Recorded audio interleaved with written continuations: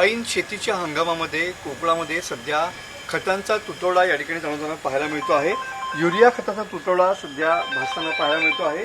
भात शेतीसाठी कोकणातल्या शेतकऱ्यांना युरिया आवश्यक आहे। अशा वेळेला जिल्ह्यात ची मागणी जी आहे ती 6,500 मेट्रिक टन एवढी मागणी असताना सध्या 4च रॅक या ठिकाणी युरियाचे उपलब्ध झालेले आहेत।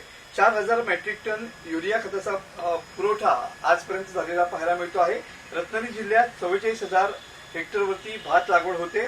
खताच्या टंचाईमुळे जिल्हा कृषी अधिकाऱ्यांनी देखील या ठिकाणी बफर स्टॉकचं सुद्धा वितरण या ठिकाणी केलेलं पाहायला मिळत आहे। 650 टन बफर स्टॉक पैकी 90 टन बफर स्टॉक सध्या शिल्लक राहिल्याचं चित्र पाहायला मिळत आहे। युरिया खतांसोबत शेतकऱ्यांनी सुफला आणि इतर खतांचा वापर करण्याच्या सूचना कृषी विभागाने दिलेल्या पाहायला मिळत आहेत। सध्या आपण अशाच एका गोडाऊनमध्ये आहोत आणि तुम्ही बघू शकता की या ठिकाणी खतांचा तुटवडा या ठिकाणी जाणवतो आहे। आपल्यासोबत काही विक्रेते पण आहेत आणि काही शेतकरी पण आहेत।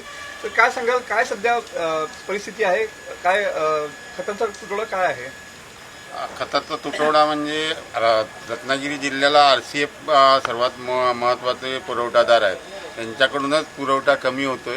त्याच्यामुळे बाकीच्या कंपन्यांना तेवढा हे नाही आहे इथे द्यायला, पण RCFला द्यायला असून ते देत नाहीत। काय युद्धाच्या नावाखाली वाटेल तशा किमती पण वाढवल्यात।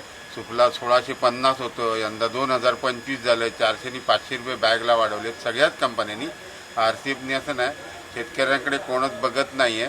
ॲक्च्युली पैसे पण द्यायला तयार आहेत लोक। सध्या कुठल्या खतांचा तुटवडा पाहायला मिळतो? युरिया, जास्ती युरिया सुफला 10-26 मिळत नाही। नक्कीच या ठिकाणी काही शेतकरी पण आहेत। मला काय सांगाल, तुम्ही आज सकाळपासून फिरताय खतांसाठी, कुठे कुठे फिरलात आणि किती ठिकाणी फिरलात आणि काय सध्या 2-3 दुकानात मी फिरलो, पण तिथे जे पाहिजे आपल्याला खत ते मिळत नाही।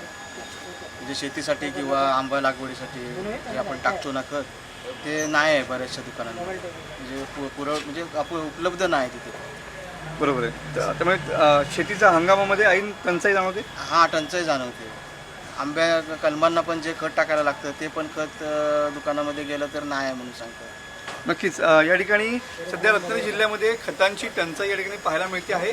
भात हंगाम किंवा भाताची जी पेरणी आहे ती सध्या सुरू झालेली पाहायला मिळते। अशाच वेळेला आवश्यक असणाऱ्या खतांचा तुटवडा या ठिकाणी भासतो आहे। त्यामुळे शेतकरी सध्या बेजार झालेला पाहायला मिळतोय।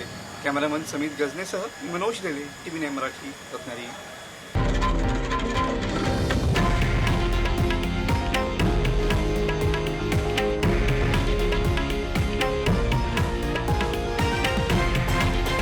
हे आहे देशातील नंबर 1 न्यूज नेटवर्क आणि आपण पाहत आहात TV9 मराठी, एकमेव।